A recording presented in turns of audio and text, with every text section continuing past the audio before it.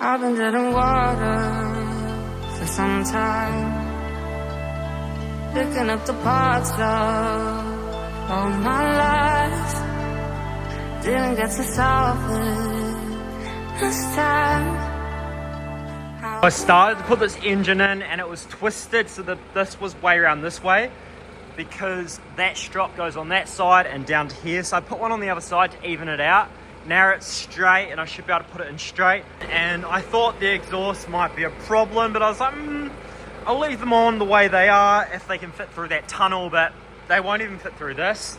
So basically I'm gonna cut them right there where that weld is. I'm not gonna use these because I'm gonna put turbos on it, but I don't wanna like unbolt them and get them fully off. And I also don't wanna sort of cut higher than I need to because I want a visual on like how things sit, because my manifold will be similar to this, but it will just come up.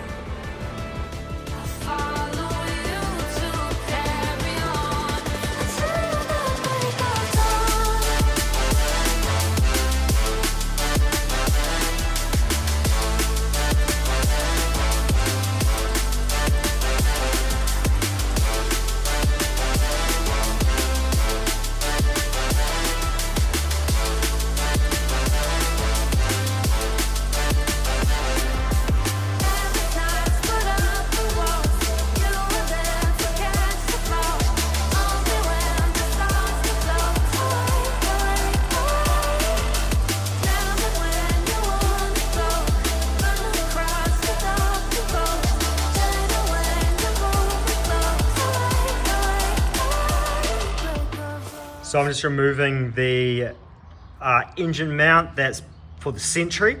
I thought I'll leave it there because I thought it might line up perfectly with that, but the Sentry engine is sitting a lot lower than that. So I took it off, so I unbolted it. Okay, so the engine is in. I may modify this bar down here because it is very, very close. It's practically sitting on that bar. So if you look down here, the engine mount and the chassis engine mount are pretty much in line, so that won't be too hard to modify. This side though, on the truck, the engine mount's offset, so this one is forward and that one is back, but on the engine they're parallel, like, if that makes sense, they're even. And this, that's an oil filter in there, the thing that says Toyota on it.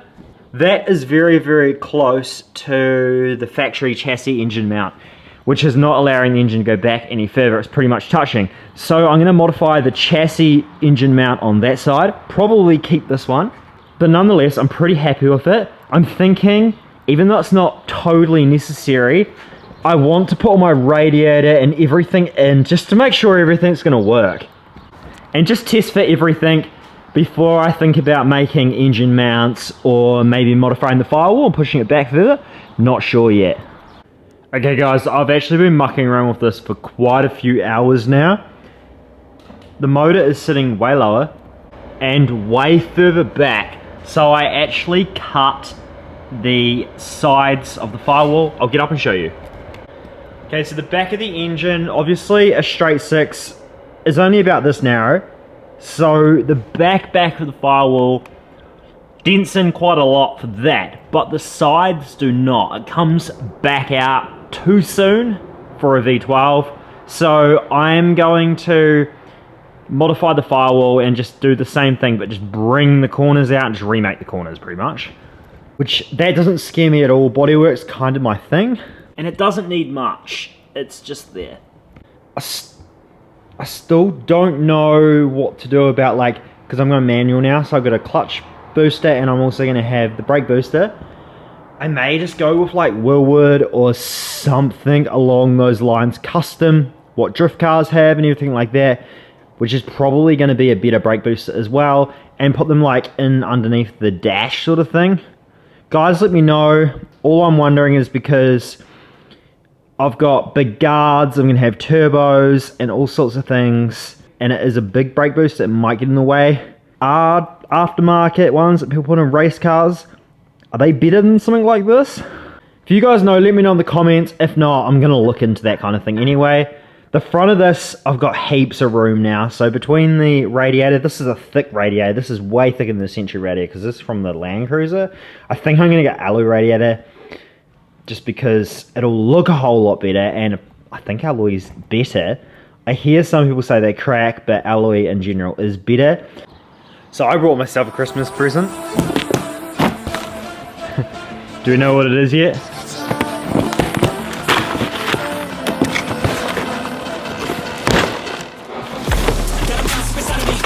Engine hoist. Yeah, my engine crane is now built. It's a little bit lower than I thought. I did measure it, but it is still going to be tall enough to get the engine out. And even if it's not, I'll take springs out and drop the whole car down. So with the engine crane, it works. I jacked it up and I'm going to pull it backwards and see how the wheels work on it.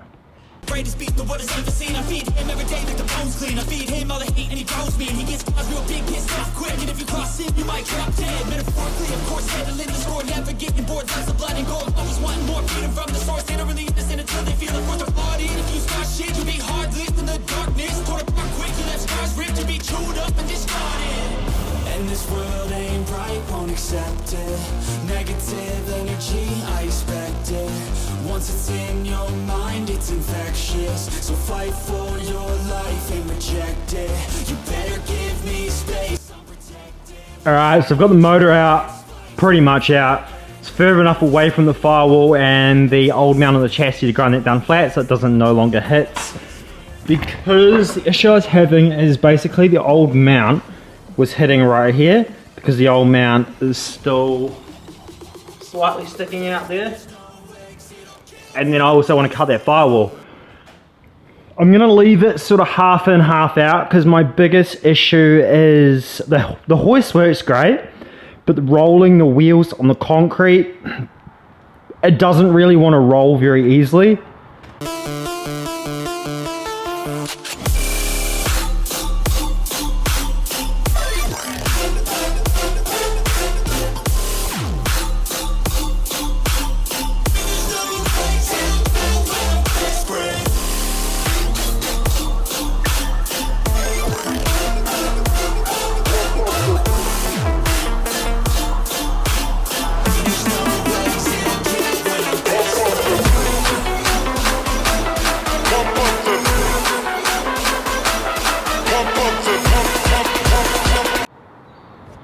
Okay, so this side here went in that hole there, and that hole there used to be this side here. I'm going to keep these, although I don't think I'm going to use them at all, but I'm going to keep them just in case I decide to use them to like rebuild this, but I doubt I will. I think I'm just going to completely make it custom.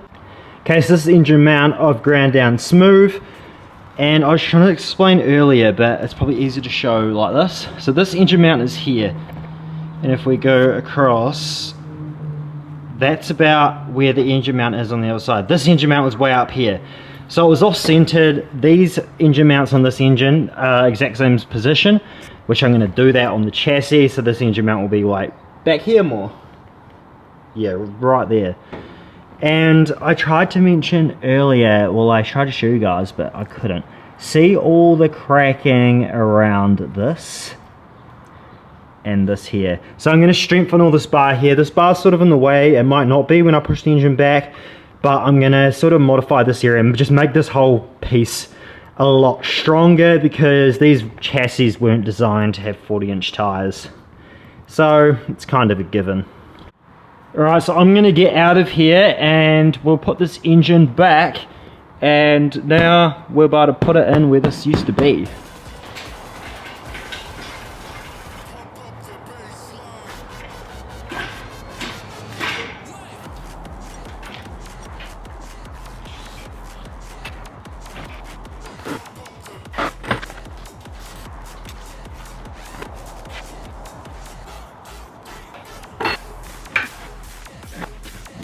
Alrighty, so this is kind of crazy how far back I managed to get this engine. I did push it back more than what I probably needed to, but it's just gonna be so much better in the long run. And then when I get all the radiators, I can get good airflow and everything like that.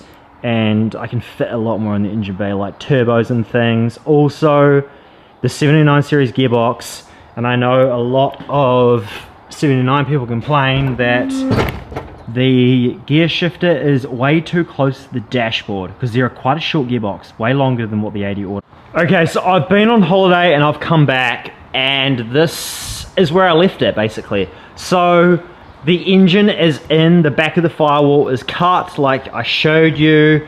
Engine mounts, they're not built yet, so I have not made my engine mounts or connected the engine via engine mounts. Ignore that pipe, it's not meant to be there. That is the engine mounts down there. I'm probably going to cut them ones fully off because they don't even line up anymore. They were lining up when I had the engine forward more, but now since we pushed it back, they're kind of not lining up at all. So it's going to have all new engine mounts both sides. So I'm going to do that and get the engine mounts done before I do the Firewall. Because at the moment there's just blocks of wood sitting on that bar across the bottom there, which has also been modified. So basically that pipe there, we can see like that used to join up to that. I have lowered that and put just this thing here in it just to hold it, weld it together just to hold the weight. So this is dead parallel now. This is probably not going to stay. I'm going to make something that's much stronger because my chassis was cracking and like that wasn't enough basically. That wasn't strong enough to support these 40-inch tires and the steering. I'm going to go GU steering box. It's something that I've kind of wanted to do for a while, but I just never did because I guess I didn't need to because it still worked and everything like that. But GU steering boxes, they're a little bit stronger, they're a little bit better, and from the research I've done, apparently they sit further forward too, so that's going to give me a lot more clearance over here. But I guess that's pretty much it for as of now. The bonnet fits perfect, like the bonnet fits and we've got decent gap. The first time I fit it, the bonnet did not fit because that bar I didn't cut and then the engine was sitting a lot higher and everything was just a lot higher. And yeah, the bonnet didn't close, it hit on this. But now the bonnet closes no problem and it is getting a 79 series scoop anyway. So, you know, that's about that much higher. If we line up all the way across, the only thing that sits higher is this oil thing, but a bonnet isn't dead flat anyway. The bonnet sort of comes up higher in the center and comes back down. And I have tried it because the bonnet is right there. If I do use this bonnet, this is going to be a mold because I want to make a carbon fiber bonnet. Bonnet on this with the 79 scoop, and it's going to have like cutouts because I'm probably going to have the turbo sitting slightly out the bonnet, which is what I was looking at before I left because I've kind of made these inner guards and then I took them back out like that there, and they go up, and it's going to go up quite high, although I'm probably going to make it slope down a little bit more and just enough so it clears the tires. And then the turbos will be between the inner guard and they'll be slightly out the bonnet, like not much, only tiny bit. But if I do end up going quad turbo, that's definitely going to be something to look at, is 4 turbos sitting out the bonnet, and then I'll probably have the airbox back here somewhere and the twin snorkels like I used to have. So if any companies out there that deal with turbos want to give me a hand, I'd be highly appreciative because turbos cost a lot and I'm probably going to buy 4 of them.